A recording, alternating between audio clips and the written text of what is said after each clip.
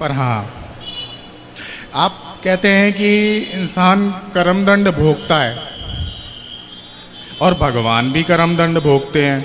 ठीक है। उसके बाद भगवान राम, जबकि वो तो राम भगवान और उनके भी गुरु थे, और आप कहते हैं कि गुरु मंत्र लेने के बाद इंसान के सारे पिछले पाप खत्म हो जाते हैं। ठीक है। तो भगवान राम ने भी तो मंत्र लिया था, तो उनके पाप या उनका जो भी पिछला था वो क्यों नहीं खत्म हुआ? नमस्कार साथियों, स्वागत है आप सभी का हमारे इस वीडियो के अंदर। दोस्तों देखिए, अनुद्धाचार्य महाराज जी की कथा में एक भाई ने भगवान राम के ऊपर एक प्रश्न खड़ा किया कि महाराज जी, जब भगवान राम स्वयं भगवान होते हुए भी अपने पाप कर्म दंड को समाप्त नहीं कर पाए, आखिर इसके पीछे क्या कारण है और उन्हें अपने जीवन में जो है दुख पे दुख भोगने पड़े, अपने जो है पाप कर्म दंडों को भोगना पड़ा, आखिर इसके पीछे क्या कारण है महाराज जी, स्पष्ट कीजिए। तो दोस्तों जाहिर सी बात है, अगर कोई भगवान राम की भक्ति करता है या फिर भगवान राम की जो है कथा सुनता है, तो उसके मन में भी इस तरह का प्रश्न जरूर आएगा कि यार, भगवान राम स्वयं भगवान होते हुए भी जो है उनके जीवन में इतना दुख पे दुख आया, आखिर इसके पीछे क्या कारण है। तो दोस्तों अगर आप भी इस तरह से सोचते हैं या फिर आपके मन में इस तरह से शंका है, तो आज की इस वीडियो को आप पूरा कंप्लीट रात तक देखते रहिए, क्योंकि इस वीडियो के अंदर हम दो संतों के विचार जानेंगे। एक तरफ हमारे साथ संत रामपाल जी महाराज और दूसरी तरफ हमारे साथ संत अनुद्धाचार्य जी महाराज। आज हम इन्हीं दो संतों से इस टॉपिक का, इस प्रश्न का आंसर जानेंगे। तो आज की इस वीडियो को आप पूरा कंप्लीट देखते रहिए। तो आइए हम सबसे पहले जानते हैं संत अनुद्धाचार्य महाराज जी के विचार। राम राम। उसके बाद गुरुजी, शायद इतने शब्द तो नहीं है कि मैं आपसे प्रश्न पूछ सकूं, पर हाँ, आप कहते हैं कि इंसान कर्मदंड भोगता है और भगवान भी कर्मदंड भोगते हैं। ठीक है। उसके बाद भगवान राम, जबकि वो तो राम भगवान और उनके भी गुरु थे, और आप कहते हैं कि गुरु मंत्र लेने के बाद इंसान के सारे पिछले पाप खत्म हो जाते हैं। ठीक है। तो भगवान राम ने भी तो मंत्र लिया था, तो उनके पाप या उनका जो भी पिछला था वो क्यों नहीं खत्म हुआ? उन्हें फिर वनवास जाना पड़ा, इतना दुख, वो सब उन्हें जो भी था उन्हें वो झेलना पड़ा। तो इसलिए झेलना पड़ा क्योंकि भगवान राम को ये लीला करनी ही थी। यदि राम जी वनवास नहीं जाते तो फिर आप और हम कैसे जानते कि राम जी कौन है? राम जी यदि हैं, यदि उनकी लीला है, तो केवल यही तो हम जानते हैं कि राम जी वनवास गए और उसी दौरान उन्होंने इतनी लीला की। राम जी लगभग 11,500 वर्षों तक थे, परंतु 11,500 वर्ष की लीला कोई नहीं जानता, 14 साल की सब जानते हैं। तो उन 14 सालों में जो जो हुआ, उससे समाज को एक अच्छा मैसेज देना था, समाज को एक अच्छी प्रेरणा देनी थी, इसलिए भगवान को ये लीला करनी पड़ी। नारद जी का श्राप था, भगवान को पाप नहीं था। आप कह रहे हैं ना भगवान जी ने पाप, जी वो पाप नहीं था, वो शाप था। तो शाप नारद जी ने दिया था, तो शाप के कारण राम जी को वनवास हुआ। वो शाप था, पाप नहीं। पाप अलग चीज होती है, शाप अलग चीज होती है। तो आपके हिसाब से अगर मुझे कोई श्राप दे दे और मैं गुरु मंत्र ले लूं, तो फिर उसके बाद अगर मैं मर जाऊं तो फिर तो यमराज के पास मेरा कुछ है ही नहीं। नहीं, देखो, गुरु मंत्र लेने के बाद सारे पाप क्षमा हो सकते हैं, पर शर्त है उसकी। जी। आपकी शर्त यह है कि जैसे आपने गुरु मंत्र लिया तो आपके सारे पाप समाप्त हो जाएंगे, पर शर्त एक है कि आगे से, जी, आज ने आपने गुरु मंत्र लिया तो अब से आप कभी पाप नहीं करेंगे, तब तो क्षमा होगा। भाई सॉरी आपसे कोई कहता है तो सॉरी का अर्थ ये है ना कि जो गलती उसने की है अब वो गलती नहीं करेगा। अब वो गलती बार बार करे और सॉरी कहता चले तो आप माफ करेंगे? जी, उसी आप तरह सही कह रहे हैं। उसके बाद तो दोस्तों ये थे अनुद्धाचार्य महाराज जी के विचार। आप जानते हैं हम संत रामपाल जी महाराज जी के विचार।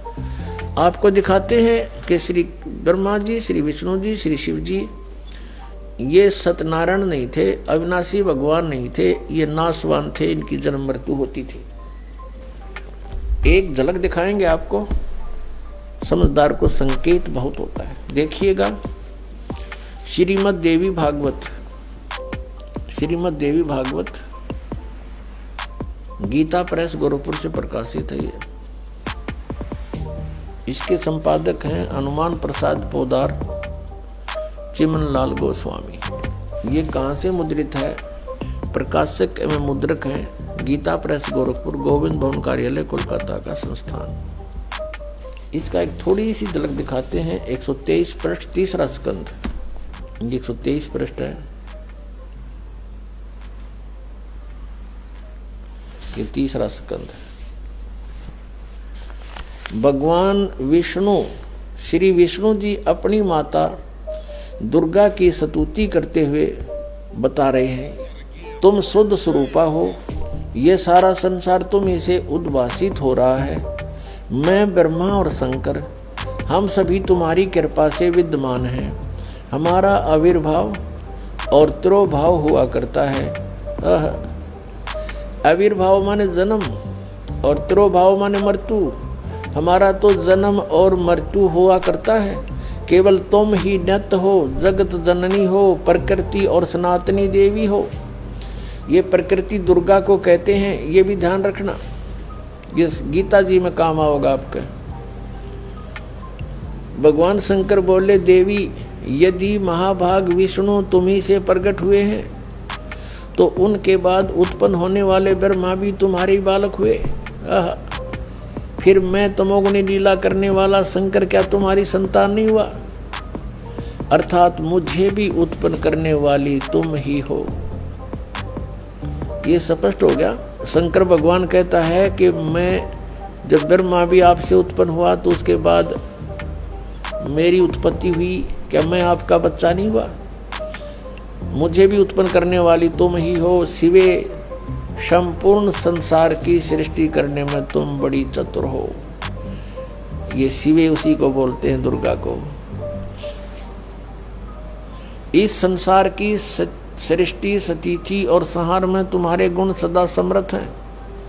उन्हीं तीनों गुणों से उत्पन्न हम, यानी ब्रह्मा, विष्णु एवं शंकर, रजगुण ब्रह्मा, सतगुण विष्णु, तमगुण शिव जी, शंकर भगवान नियमानुसार कार्य में तत्पर रहते हैं। अब इस पवित्र पुराण ने, इस श्रीमद् देवी भागवत पवित्र पुराण ने 4 कंसेप्ट क्लियर कर दिए। एक तो ये कि ब्रह्मा विष्णु महेश नासवान है, इनकी जन्म मृत्यु होती है, ये सत्यनारायण नहीं है। और दूसरा ये हो गया कि दुर्गा इनकी माता है तीनों की। तीसरा ये हो गया कि रजगुण ब्रह्मा, सतगुण विष्णु, तमगुण शिव जी। और चौथा कंसेप्ट ये क्लियर हो गया कि ये केवल नियमित कार्य ही कर सकते हैं, यानी जिसके भाग्य में जो कुछ लिखा है उतना ही दे सकते हैं। दुख है तो दुख ही देंगे, ये उसमें परिवर्तन नहीं कर पाओगे। और सुख है आपके भाग्य में तो उसको भी यदि आप इनकी भक्ति करते हो तो निर्बाध दिला देंगे। लेकिन ये कर्म, आपके कर्म में दुख है तो उसको परिवर्तन नहीं कर सकते। ये किसी भी प्रकार के पाप कर्म दंड का नाश नहीं कर सकते, ना संचित कर्म को नाश कर सकते और न ही ये प्रारब्ध के कर्म का नाश कर सकते। और संचित जो हम कर रहे हैं, जो क्रियावान है, ये भी उसको नहीं बदल सकते। जैसे महाभारत का युद्ध हुआ, श्री कृष्ण जी ने बहुत कोशिश की, यानी विष्णु जी ने, कि ये युद्ध ना हो। उनकी 100 प्रयत्न करने पर भी युद्ध होकर ही रहा। तो जो क्रियावान कर्म थे वह भी ना बचे, उनको भी नहीं चेंज कर सके। नित कितना अनर्थ हुआ, करोड़ों व्यक्ति मारे गए। वो सारा पाप पांडवों के सिर पर रखा गया। और प्रारब्ध के कर्म को ये अपना भी नहीं काट सकते। प्रारब्ध तो दूसरों का नहीं कैसे काटेंगे। जैसे श्री राम रूप में श्री रामचंद्र जी ने सुग्रीव के भाई बाली को मारा था, धोखा देकर वृक्ष की ओट लेकर तीर मारा था। उसका भी बदला देना पड़ा, वो भी कर्म दंड भोगना पड़ा। उसके प्रारब्ध में लिखा गया वो कर्म श्री कृष्ण रूप में। जो बाली वाली आत्मा थी वो तो एक शिकारी बना, और श्री राम वाली आत्मा श्री कृष्ण बने। और श्री कृष्ण जी का वध विषाक्त तीर यानी जहर से बुझे हुए तीर मार कर उस एक शिकारी ने उनका वध किया। तो उनका अपना भी कर्म भोगना पड़ा उन भगवानों को, जिनकी हम गुण गाया करते थे, जिनको सर्वशक्तिमान बताया करते थे, तो वो भी सर्वशक्तिमान नहीं पाए, ये अविनाशी भी नहीं पाए, क्योंकि इनकी जन्म मृत्यु होती है। इनके पिता कौन है? इनके पिता काल रूपी ब्रह्म है। पुण्यात्माओं, सत्संग के अंदर परमात्मा की याद दिलाई जाती है, आत्मा और परमात्मा की सतिथि बताई जाती है, कौन से कर्म अच्छे हैं कौन से बुरे हैं ये याद दिलाई जाती है।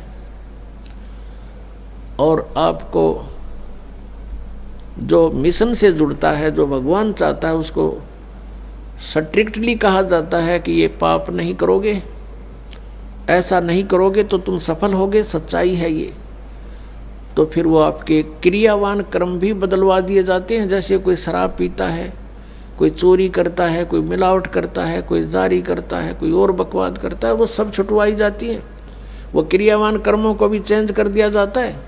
प्रारब्ध के अंदर आपकी किस्मत में कोई जबरदस्त दुख है, उसको भी परमात्मा हल्का करके नाश कर देते हैं। परमेश्वर शरण में आने से आई टले बला, और जय मस्तिष्क में जय भाग्य में सूली होवा काटे में टल जा। यदि आपके भाग्य में कहीं मृत्यु दंड लिखा हो, कहते कांटा लाग के, मनमान ने ठोकर लाग के, अंगूठा फूट के जीवन बच जा, इतना हल्का करके परमात्मा वो कबीर परमेश्वर आपके प्रारब्ध में लिखे हुए पाप कर्म का विनाश कर देते हैं। और संचित जो कर्म आपके वहाँ रखे हैं डिपॉजिट, उसका भी नाश कर देते हैं। क्या बताते हैं परमेश्वर अपनी महिमा? आप ही बतावें आकर के। जब ही सतनाम हृदय धरो, भयो पाप को नाश, जैसे चिंगारी अग्नि की भाई पड़े पुराने घास। हमारे संचित कर्मों का ढेर लगा पड़ा है। हम आप जी को अब मिली है सत्य साधना, जो सच्ची साधना करनी चाहिए थी। इस सत्य साधना को ना करके हम जितने भी क्रियाएं करते थे वो शास्त्र विधि को त्याग कर मनमाना आचरण था।